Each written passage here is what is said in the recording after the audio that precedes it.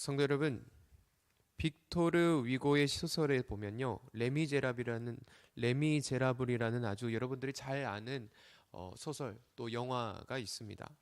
이 주인공 장발장이요, 빵 한 조각을 훔친 것으로 인해서 그가 옥살이를 19년 동안 하게 되죠. 그러한 옥살이를 마치고 나온 다음에 세상이 어떻게 보였겠습니까? 굉장히 차갑게만 느껴졌을 것입니다. 그래서 그러한 냉대의 시대를 살아가기 위해 그는 그렇게 맞춰 살아갈 수밖에 없었죠. 그러다가 미리엘이라는 주교의 집에서 살면서 은그릇을 훔쳐 달아나는 사건이 있었습니다. 하지만 경찰에 의해서 붙잡혀서 교주에게 다시 다가오게 되었습니다. 그때 주교는 뜻밖의 말을 건넸습니다. 아니, 왜 이 은초대까지 내가 주었는데 이것은 안 가져갔소? 나는 이것을 당신에게 준 것인데. 여러분, 이 한마디의 조건 없는 용서와 사랑이 평생 범죄자로밖에 살 수 없었던 그 한 사람의 운명을 변화시켰습니다. 그 주교의 사랑은 단순히 물건을 준 것이 아니라 그 장발장이라는 그 사람의 영혼을 어둠에서 빛으로 변화시키는 엄청난 사건이었던 것이죠. 오늘 본문 요한복음 3장 16절 말씀이 이와 같습니다. 우리는 이 말씀을 너무나도 잘 알고 있죠. 하지만 너무나 익숙한 나머지 그 속에 담겨있는 그 하나님의 절박하심의 그 마음과 그 사랑, 그리고 엄중한 경고에 대해서는 우리가 명확히 또는 깊이 생각해 보지 않았던 것 같습니다. 오늘 하나님께서는 그의 사랑이 얼마나 넓고 깊으며 또한 우리에게 어떤 결단을 요구하고 있는지 오늘 말씀을 통해 함께 나누고자 합니다. 우리 함께 오늘 요한복음 3장 16절 말씀을 같이 읽어보도록 하겠습니다. 하나님이 세상을 이처럼 사랑하사 독생자를 주셨으니 이는 그를 믿는 자마다 멸망하지 않고 영생을 얻게 하려 하심이라. 아멘. 여러분, 우리는 이 16절 말씀을 거의 외우다시피 알고 있습니다. 그런데요, 하나님께서 우리를 사랑하시기 위해서 얼마나 치열하게 행하셨는지는 이 말씀을 통해서 잘 모를 때가 있습니다. 여러분, 하나님께서 사랑의 대상을요, 어떤 특정한 대상, 그러니까 나를 믿는 그리스도인 아니면 교회에 있는 성도라고 표현을 하지 않고 하나님이 세상을 이처럼 세상을 대상으로 말씀하고 있습니다. 여기서 말하는 세상은 단순히 아름다운 이러한 자연을 말하는 것이 아니라 하나님을 거역하였고 창조주를 잃어버렸으며 죄악 가운데 거하는 타락한 인류로서의 세상, 그 모든 것도 포함하고 있다는 것이죠. 믿는 그리스도인만을 포함하는 것이 선택한 것이 아니라 죄악 가운데 있는 사람도 포함되어 있다는 것입니다. 이처럼 하나님은 모든 인류를 사랑하신다라고 말씀하십니다. 하나님께서 죄악으로 물든 세상을 사랑하시는 모습을요, 로마서 5장 8절에서는 이렇게 증언합니다. 우리가 아직 죄인 되었을 때에 그리스도께서 우리를 위하여 죽으심으로 하나님께서 우리에 대한 자기의 사랑을 확장하셨느니라. 여러분, 우리가 선해서, 우리가 변해서 우리를 사랑하셨더라고요? 그렇지 않습니다. 아직 죄인 되었을 때에 우리에게 예수님을 보내주셔서 우리를 향한 하나님의 사랑을 확증하셨다라고 말씀하고 계십니다. 성도 여러분, 하나님의 사랑은요, 받을 만한 조건을 갖추고 있어서 아니면 우리가 받을 만한 그런 대상이어서 사랑을 주신 것이 아닙니다. 오히려 원수 되었을 때에 또 허물과 죄로 죽어가게 되었을 때 도저히 우리가 보기에도 희망이 없어 보이는 그 상태에 있을 때 하나님께서는 그 세상을 향하여 먼저 사랑하시기로 결정하셨다라는 겁니다. 하나님의 사랑은 조건이 아니라요, 하나님 당신이 사랑하기로 결정하셨다라는 겁니다. 또한 하나님께서 세상을 사랑하시는 것은 단순히 하늘에서 우리를 향하여서 내가 너희를 용서한다 라고 말로만 하신 사랑이 아닙니다. 하나님께서 우리에게 보여주신 그 사랑은 무슨 사랑이죠? 십자가의 사랑. 독생자 예수 그리스도를 내어주신 사랑이셨습니다. 여러분, 내어준다라는 것, 여기서 우리가 위에서 읽어드렸던 내어준다라는 것은요, 희생제물로 건네준다라는 뜻을 가지고 있습니다. 창세기 22장의 말씀을 보면요, 아브라함이 독자 이삭을 번제로 드리려 했던 사건이 나옵니다. 아들을 바쳐야 하는 그 아버지의 찢어지는 마음을, 그것을 보면서 그것이 바로 우리를 향한 하나님의 마음이었다라고 표현을 하는 것이죠. 여러분, 아브라함에게는 여호와 이레의 순양을 준비하셔서 이삭을 살리셨습니다. 하지만 하나님께서는 어떻게 하셨습니까? 그 아들을, 예수 그리스도를 세상을 위해 희생제물로 건네셨다라는 것입니다. 하나님께서 당신의 가장 소중한 독생자를 내어주셨다라는 것, 이것은 당신의 전부를 내어주셨다라는 겁니다. 완전한 사랑을 우리에게 보여주셨다라는 것이죠. 여러분, 그토록 숭고한 사랑을 실천하셔야 했던 이유가 무엇일까요? 그것은 단지 이 세상을 사랑하셨기 때문입니다. 그 사랑의 피밖에 방법이 없기 때문에, 그 십자가의 피 흘림밖에 깨끗이 할 수 없기 때문에, 세상의 죄의 결과는 죽음을 맞이할 수밖에 없기 때문에, 그 죽음의 끝에서 영원한 멸망을 당하는 우리를 불쌍히 여기셔서 피를 흘리셨다라는 것입니다. 그러나 내어주신 그 완전한 사랑으로 세상은 생명의 길이 열렸습니다.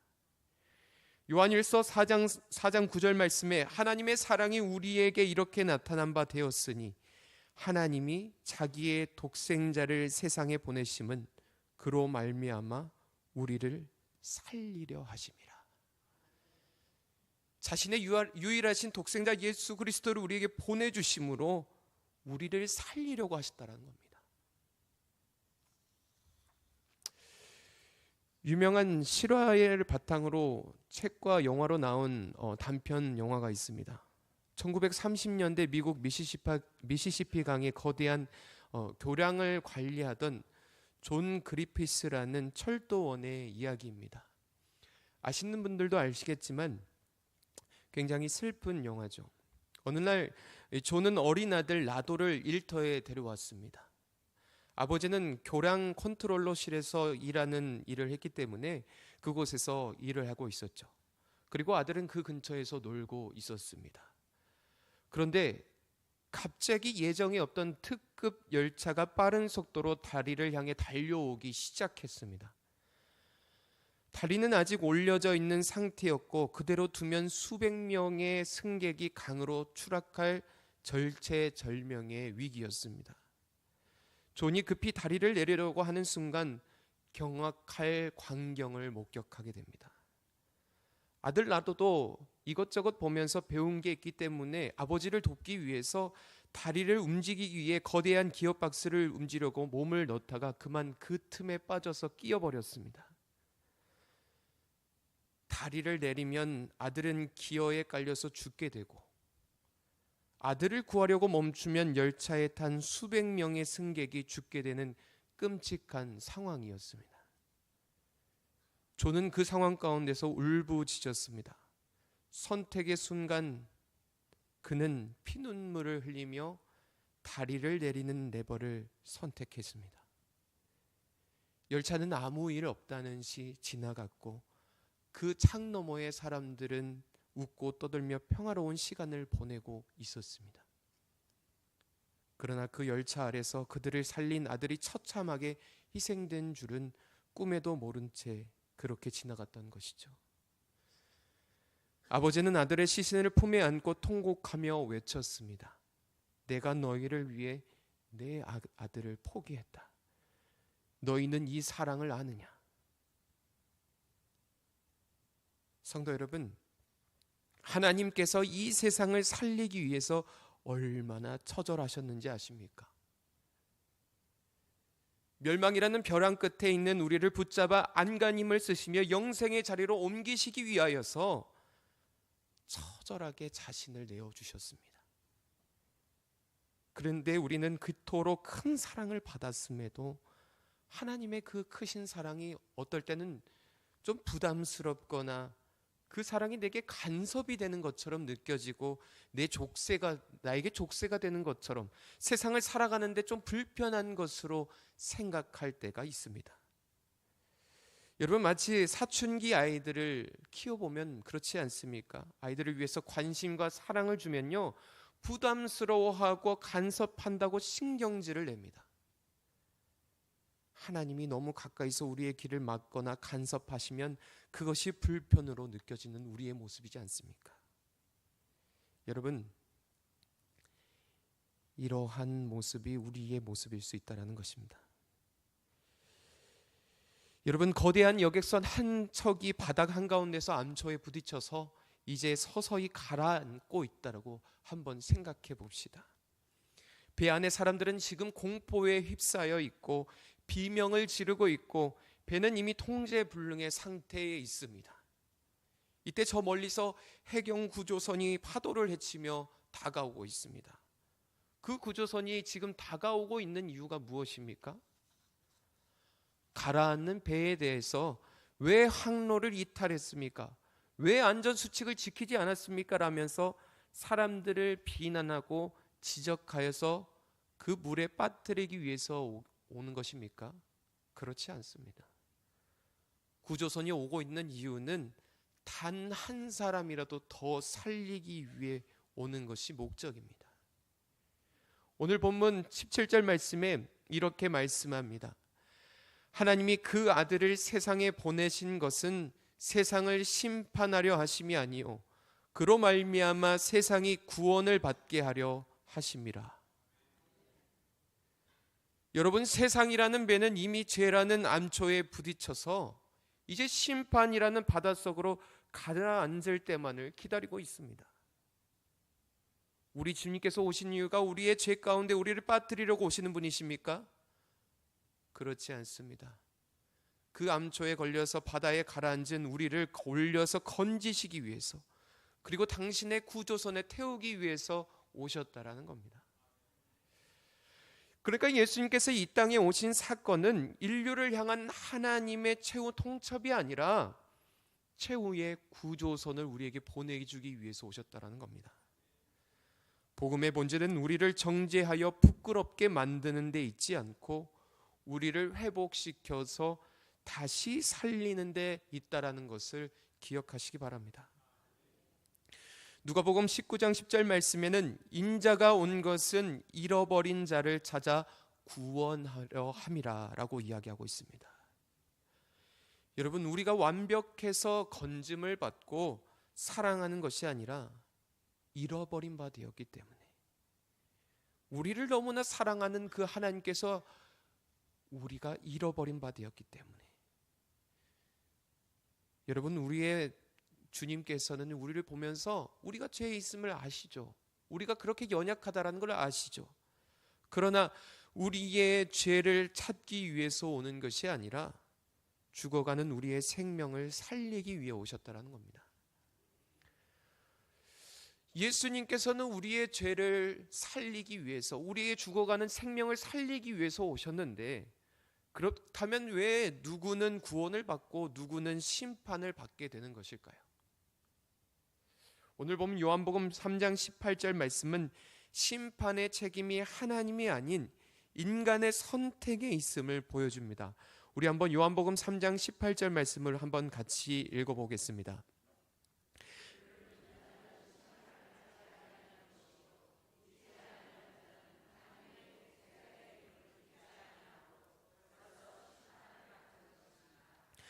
그를 믿는 자는 심판을 받지 않은 것이요 믿지 아니하는 자는 하나님의 독생자의 임을 믿지 아니함으로 벌써 심판을 받은 것이니라. 여러분, 앞선 예어로 한번 다시 돌아가 보겠습니다. 구조선 옆에서 이제 밧줄을 던지고 구명보트를 내렸는데, 어떤 물에 빠진 사람이 나는 내 힘으로 수영해서 살 수 있습니다 라고 하거나, 나는 이 구조선이 마음에 들지 않으니 타지 않겠습니다 라고 말하면, 여러분, 배에 타기를 거부하면 어떻게 되겠습니까? 결국 죽게 되겠죠. 살 길을 열어주었음에도 그 길을 선택하지 않은 것. 여러분, 누구의 책임입니까? 거부한 자의 책임입니다. 말씀은 이를 들고 벌써 심판을 받았다라고 선포하고 있습니다. 하나님을 거부하고 생명의 빛을 등진 채 어둠 속에 머물러 있는 상태. 그 자체가 이미 고통이며 심판의 시작이라는 뜻입니다. 그런데 감사하게도 하나님께서는 포기치 않으시고 그러한 모습에 있는 사람일지라도 그러한 모습에서 아둔한 모습에 있을지라도 최후의 한 사람을 건지기 위하여서 지금 이 순간에도 세상을 향해 구원의 밧줄을 던지고 계십니다. 오늘 본문 말씀 18절 상반절 말씀에 믿는 자에게는 그 어떤 심판의 조건도 붙지 않는다라고 말씀합니다. 이 믿는 자는 왜 이런 변하지 않는 그 구원의 힘을 얻을 수 있나? 그것에 대해서는 로마서 8장 1절부터 2절 말씀에 이렇게 선포하고 있습니다. 그러므로 이제 그리스도 예수 안에 있는 자에게는 결코 정죄함이 없나니 이는 그리스도 예수 안에 있는 생명의 성령의 법이 죄와 사망의 법에서 너를 해방하였습니다. 예수 그리스도 안에 있는 생명의 성령의 법이 그 사망의 법에서 해방했다라는 것입니다. 여러분, 우리가 하나님께서 우리에게 보내주신 그 구조선에 올라타는 유일한 방법은 우리의 공로가 아니라 구조선을 보내주신 하나님을 신뢰하는 믿음에 있다라는 것입니다. 우리가 믿음으로 그리스도의 구조선에 올라타는 순간 우리를 향해서 거침없이 죽음의 파도가 칠지라도 심판의 바다로부터 우리는 안전할 수 있다는 것입니다. 사랑하는 성도 여러분, 하나님은 우리를 심판의 눈초리로 쳐다보는 것이 아니라 오히려 물에 빠져서 허우적거리며 그 어려움 가운데 고통당하고 있는 그 자녀를 보며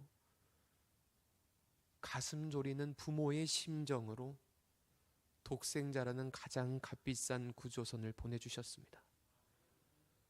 그리고 우리가 죄인이지만 그 죄인을 태우셔서 오늘 구원으로 그 정죄함이 없는 편안함으로 우리를 불러주고 계시다라는 것입니다.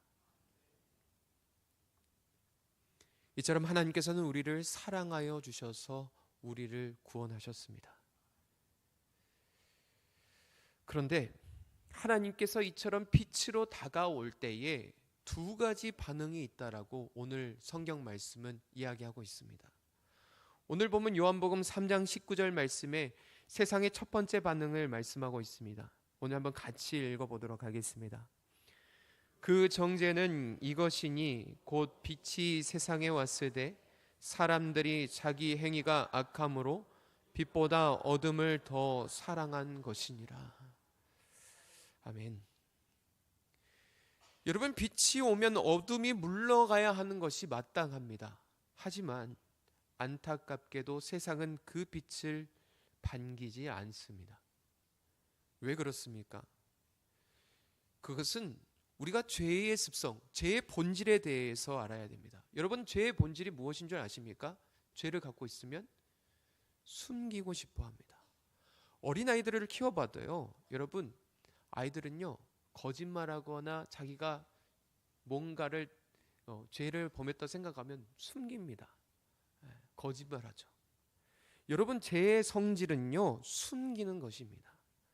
이것은 아담과 하와에게서도 볼 수 있죠. 아담과 하와가 최초로 범죄했을 때 어떻게 합니까? 하나님이 나타나셨을 때 나무 뒤에 숨었다라고 이야기하죠. 여러분, 빛 앞에 서면 자신의 부끄러운 모습이 다 비춰집니다. 그것이 다 발견되는 것이죠. 감추고 싶었던 내 위선의 모습, 또 추악한 욕망의 모습, 고스란히 드러날 수밖에 없습니다. 여러분, 복음을 거부하는 이유가 무엇일까요? 그것은요, 요한복음 3장 20절 말씀에 그 이유가 나와 있습니다. 우리 한번 같이 읽어볼까요? 악을 행하는 자마다 빛을 미워하여 빛으로 오지 아니하나니 이는 그 행위가 드러날까 하며. 여러분, 악을 행하는 자는요, 그 빛이 오면요 숨기에 바쁩니다. 왜냐하면 그 행위가 드러나기 때문이죠. 내 삶의 주권을 내려놓기 싫어하기 때문에 그렇고, 내가 즐기던 어둠의 쾌락이 죄라는 것이 드러나서 인정되어지기 싫기 때문에 그 마음에서 빛을 밀어낸다라는 것입니다. 여러분, 근데 여기 있는 성도 여러분, 우리가 죄를 안 짓고 살아갑니까? 우리도 똑같이 죄의 모습 가운데 물들어 있습니다. 죄악 가운데 있기 때문에 우리도 하나님의 빛을 두려워할 때가 있죠. 여러분, 그러나 하나님의 말씀, 진리를 따르는 자들은 빛으로 나오는 자들이라고 말하고 있습니다. 죄인이지만 그 빛으로 나아가는 용기가 필요하다는 겁니다. 오늘 본문 요한복음 3장 21절 상반절 말씀에는요, 진리를 따르는 자는 빛으로 오나니 라고 말씀합니다. 똑같은 죄인이지만 하나님의 말씀, 그 진리를 따르는 자들은 그 빛이 따갑고 괴롭고 힘들지만 그 앞으로 나가는 자들입니다. 여러분, 여기서 빛으로 나온다라는 것은 내가 완벽해서, 내가 깨끗해서 당당해서 나온다라는 것을 의미하지 않습니다. 빛으로 나온다라는 것, 그 주님의 빛으로 나온다라는 것은, 하나님, 저는 죄인입니다. 제 힘으로는 이 어두움을 해결할 수 없습니다. 그러나 주님의 부르심 앞에 그 빛으로 나아가길 원합니다 라고 고백하는 것입니다. 우리는 모두 죄인입니다. 하지만 자신의 연약함을 감추고 그 십자가의 빛에 나가지 않으면요, 우리는 씻김 받을 수 없습니다. 십자가의 그 조명 아래 앞에 우리의 그 더러운 죄악과 우리의 그 욕망과 그러한 모든 악함을 비추는 빛 가운데 나아갈 때, 하나님, 정말 죄송합니다. 하나님, 용서하여 주시옵소서. 그 빛이 조명되어서 내 마음이 찔리고 내 마음의 죄악이 고백되어지는 그 자리에 있을 때, 무릎 꿇고 자백하는 자들에게 그 하나님의 무릎을 꿇고 나아가는 자들을, 하나님은 그 진리를 따르는 자들을 원하고 계십니다. 그러시면서 오늘 요한복음 3장 21절 하반절 말씀에는 빛으로 오는 이들에게 이렇게 말씀하십니다. 그 행위가 하나님 안에서 행한 것임을 나타내려 함이라. 여러분, 우리가 의롭기 때문이 아니라는 걸 우리는 알고 있습니다. 죄악 가운데 너무나 더럽다라는 것을 알고 있음에도 불구하고 그 빛에 나왔을 때에, 그 죄악 가운데 우리가 나아갔을 때에, 여러분, 우리를 의롭다고 여겨주십니다. 여러분, 그 죄악 때문에 우리가 찔리죠. 그 죄악 때문에 우리에게 빛을 비치실 때, 그 조명하실 때 왜 괴롭죠. 그러나 우리가 고백하고 우리를 용서하시고 우리를 덮어주셨을 때, 여러분, 우리는 어떻습니까? 여러분, 그 신실하신 하나님을 맛본 사람만이 압니다. 하나님이 주신 그 크신 은혜가 무엇인지, 하나님께서 우리를 덮으시는 그 감싸시는 그 은혜가 무엇인지 우리만이 알 수 있습니다. 그러시면서 주님이 우리에게 오셔서 그 모든 것이 나와 함께한 것이니 괜찮다라고 말씀하십니다.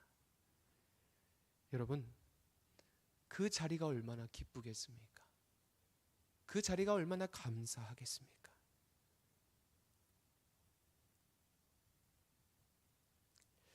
여러분, 누가 알아봐 주지 않더라도, 세상이 이해하지 못할지라도 그분의 따스한 빛이 우리를 감쌀 때면 모든 것이 족합니다. 그러면서 하나님께서 친히 우리가 순종했던 모든 것이, 그것이 헛된 것이 아닌 빛 대신 당신과 함께한 것이다라고 말씀해 주신다면 우리는 그보다 큰 위로가 없을 것입니다. 에베소서 5장 8절 말씀, 너희가 전에는 어둠이더니 이제는 주 안에서 빛이라. 빛의 자녀들처럼 행하라. 여러분, 아직 그 빛으로 나아가지 못하신 분들이 계십니까? 비록 빛으로 나아갈 때 내 허물이 드러나서 부끄럽고 아플 수도 있습니다. 그러나 그 아픔은 수술대 위에서 환자가 그 수술을 통해서 살아나는 아픔인 것처럼 십자가라는 거대한 그 빛 앞으로 나아가 나를 드러낼 때에 비로소 그 어둠의 사슬이 끊어지고 진정한 구원의 자유를 얻을 수 있다는 것입니다. 오늘 여러분은 어느 자리에 서 계십니까? 여전히 사람들의 눈을 피해 혹은 하나님의 시선을 피해서 그 어둠의 구석진 곳에서 마음의 짐을 숨기고 있지는 않으십니까? 하나님께서는 여러분을 폭로하여 망신 주려고 하시는 것이 아니라 빛으로 비추시어 치유하길 원하십니다. 어둠을 사랑하는 그 모습이 아닌 진리의 빛 대신 예수 그리스도께로 한 걸음 더 가까이 나아가는 용기 있는 결단이 오늘 여러분의 결단이 되시기 바랍니다. 사랑하는 성도 여러분, 오늘 우리는 세상을 향한 하나님의 사랑에 대한 말씀을 배웠습니다.